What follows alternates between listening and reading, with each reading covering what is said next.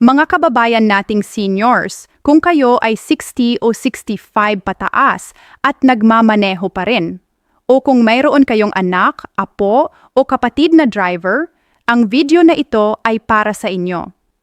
Pakinggan ninyo ito ng mabuti dahil ang hindi ninyo malalaman ngayon ay maaaring magastos sa inyo ng libu-libong piso o mas malala pa, maaaring mawala ang inyong lisensya, ang inyong sasakyan, o kahit ang inyong kalayaang magmaneho.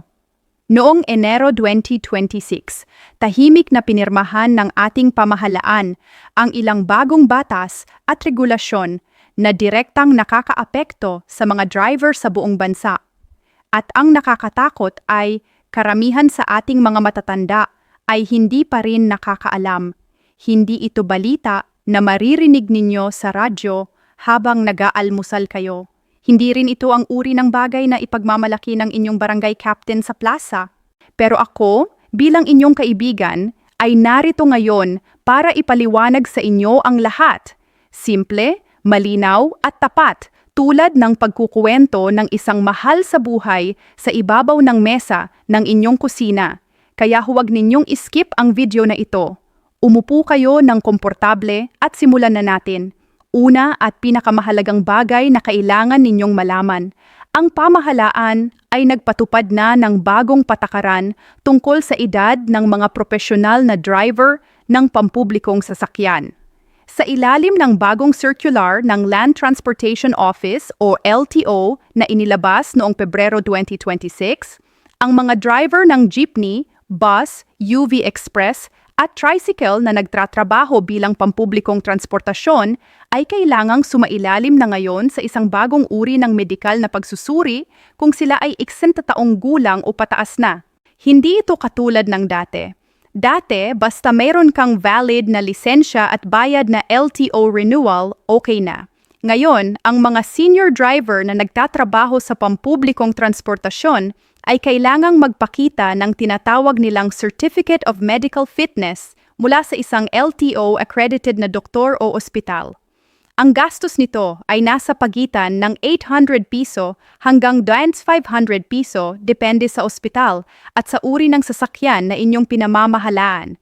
Kaya kung ikaw ay isang lolo na nagmamaneho ng jeepney mula ng maraming taon, at ngayong taon ay magre-renew ka na ng iyong professional driver's license, handa kang magdala ng karagdagang papel at karagdagang piso. Huwag hayaang maabala ka nito. Maghanda ka na ng maaga. Ngayon, pag-usapan natin ang detalye ng renewal mismo. Dahil maraming seniors ang nagsasabi sa akin na nalilito sila sa bagong proseso. Noong nakaraan, ang LTO renewal ay simple. Pumunta ka sa LTO, magbayad ng fee, kumuha ng eye test at tapos na. Pero ngayon, para sa mga driver na 60 taong gulang pataas, merong 3 karagdagang hakbang. Una, ang Medical Fitness Certificate na binanggit ko kanina. Pangalawa, kailangan na rin ng isang bagong piraso ng dokumento na tinatawag na drug test result mula sa isang DOH-accredited na laboratorio at ang presyo nito ay nasa 350 hanggang 600 piso. Pangatlo, at ito ang maraming seniors ang hindi inaasahan, kailangan na ring sumailalim sa isang simpleng written comprehension test sa LTO mismo na sinusuri kung naiintindihan mo pa rin ang mga updated na traffic rules. Huwag matakot dito, hindi ito katulad ng bar exam. Mga 10 tanong lamang ito tungkol sa mga bagong road signs at basic na panuntunan sa kalsada. Pero kung hindi ka naghahanda, maaari kang mabigo at kailangan mong bumalik muli at iyan ay sayang oras at sayang pera. Ang aking payo, bago ka pumunta sa LTO, bisitahin ang opisyal na website ng LTO o makiusap sa inyong anak na i-download ang pinakabagong LTO reviewer para sa 2026. Maaari mo rin itong basahin ng isang gabi bago ang iyong appointment at malamang ay pumasa ka ng walang kahirap-hirap. Ngayon, pag-usapan natin ang mga bagong multa. Ito ang bahagi na talagang nagpapalakas ng tibok ng puso ng maraming driver at naiintindihan ko iyan. Kasi ang mga bagong halaga ng multa ay malaki ang pagtaas mula sa dati.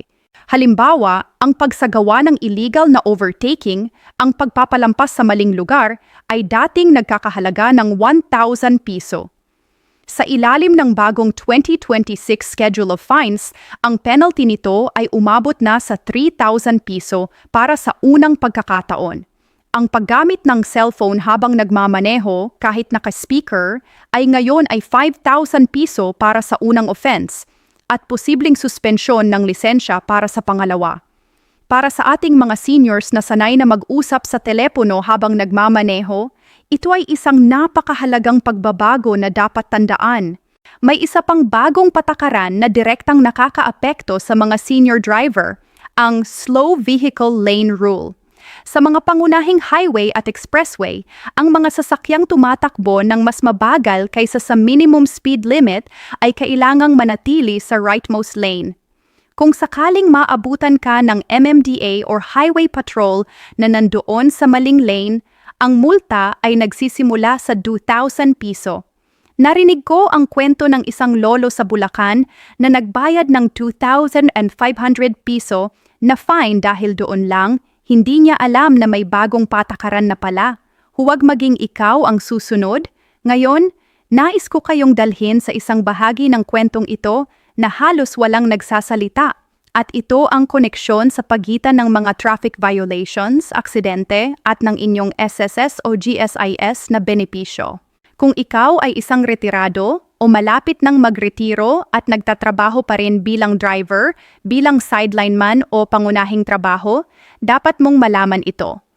Kung mayroon kang pending na kaso sa korte dahil sa isang traffic accident na iyong naging sanhi, maaaring maantala ang processing ng iyong SSS retirement claim.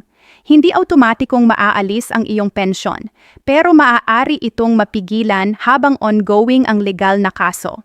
Natutunan ko ito mula sa mga testimonya ng ilang senior na dumaan sa prosesong ito at ang paghihintay ay napakasakit, lalo na kung ang pensyon ay iyong inaasahang mapagkukunan ng pang-araw-araw na gastos. Ang pinakamahalagang hakbang na magagawa mo, tiyaking ang iyong driver's record ay malinis hanggat maaari bago ka mag-file ng iyong SSS o GSIS retirement benefits. Kung mayroon kang lumang traffic violations na hindi pa nabayaran, ayusin mo iyon ngayon. Maaaring hindi ito direktang makahadlang sa iyong claim, pero sa mga kaso na may komplikasyon, lahat ng malinis na record ay makakatulong. Magandang balita naman, hindi lang masasamang balita ang dala ng 2026. Kasabay ng mga bagong patakaran, pinalawak na rin ng PhilHealth ang saklaw ng kanilang road accident benefits para sa mga miyembro na 60 taong gulang pataas. Dati, ang PhilHealth ay sumasaklaw lamang ng hospitalization na direktang konektado sa aksidente sa loob ng 24 na oras pagkatapos ng insidente. Ngayon, sa ilalim ng PhilHealth Circular 2025-0042 na epektibo sa taong ito, ang coverage ay pinalawak na sa mga sumusunod: hospitalization hanggang 14 na araw, rehabilitation services para sa mga senior na kailangan ng physical therapy pagkatapos ng aksidente, at kahit ilang outpatient procedures na konektado sa injuries mula sa road accident. Ang halaga ng coverage ay depende sa inyong contribution history, pero ang baseline package para sa mga retiradong miyembro ay maaaring umabot sa hanggang 30,000 piso na tulong para sa mga moderate na kaso. Para magamit ito, siguraduhin na ang inyong PhilHealth membership ay aktibo at updated. Kung ikaw ay isang retirado, ang iyong PhilHealth ay dapat ay naka-lifelong status na. Pero kung hindi ka sigurado, pumunta sa pinakamalapit na PhilHealth office at humingi ng statement of premium payment para ma-verify mo ang iyong status. Huwag ipagpaliban ito dahil ang hindi updated na PhilHealth ay isa sa mga pangunahing dahilan ng rejection sa mga claim. Ngayon, bilang inyong kaibigan, nais kong bigyan kayo ng ilang konkretong hakbang na dapat ninyong gawin ngayong buwan pa lamang. Una, suriin ang expiry date ng inyong lisensya. Kung mag-e-expire ito sa loob ng 6 na buwan, magsimula ka ng mangolekta ng mga papeles para sa renewal. lalo na ang medical fitness certificate at drug test, dahil ang mga ito ay may bisa lamang na 3 buwan mula sa petsa ng pagkuha. Kapag kumolekta ka ng lahat ng sabay-sabay ng maaga, maiipon mo ang pera ng unti-unti at hindi ka mahahabla ng biglaang gastos. Pangalawa, kung ikaw ay nagtatrabaho pa rin bilang driver at nabibigyan ng bayad, kahit pamilya mo lang ang nagbabayad sa iyo ng konti, tiyaking nakaregister ka sa SSS bilang self-employed or voluntary member. Ang minimum monthly contribution ngayon ay 560 piso. At ang benepisyo ng pagpapatuloy ng contributions, kahit maliit ay malaki para sa iyong eventual na retirement benefit o para sa sickness at disability benefits na maaaring kailangan mo sa hinaharap. Pangatlo, alamin ang inyong karapatan sa emergency roadside assistance na offered ng LTO sa ilalim ng bagong programa nila para sa senior drivers. Sa simpleng pagpaparehistro sa LTO portal, maaaring gawin ng inyong anak para sa inyo, matatanggap ninyo ang isang emergency contact card na nagbibigay ng priority assistance kung mayroon kayong aberya sa kalsada. Libre ito. Huwag hindi kumuha nito. Nais kong magsalita ng tapat sa inyo sandali. Maraming seniors ang nararamdamang pinipigilan sila ngayon. Sabi nila sa akin, "Kuya, parang ayaw na ng pamahalaan na magmaneho kami." Hindi iyon ang totoo. Ang mga bagong batas na ito ay hindi para paalisin kayo sa kalsada. Ang layunin nito ay tiyaking ligtas kayo at ligtas din ang mga taong kasabay ninyo sa kalsada. Iyong ganyo may karanasan bilang driver, ang 10, 20, 30 taon ng kaalaman sa kalsada ay hindi maaalis ng kahit anong batas. Pero ang katawan natin ay nagbabago habang tumatanda. At ang pagkilala sa pagbabagong iyon, ang pagsunod sa mga bagong requirement ay hindi kahinaan, ito ay karunungan. Ito ay pagpapatunay na kayo ay responsableng miyembro ng ating lipunan. Kaya kapag pumunta kayo sa LTO para sa renewal at sinabihan kayo ng clerk na kailangan ninyo ng dagdag na papel, huwag kayo mainis.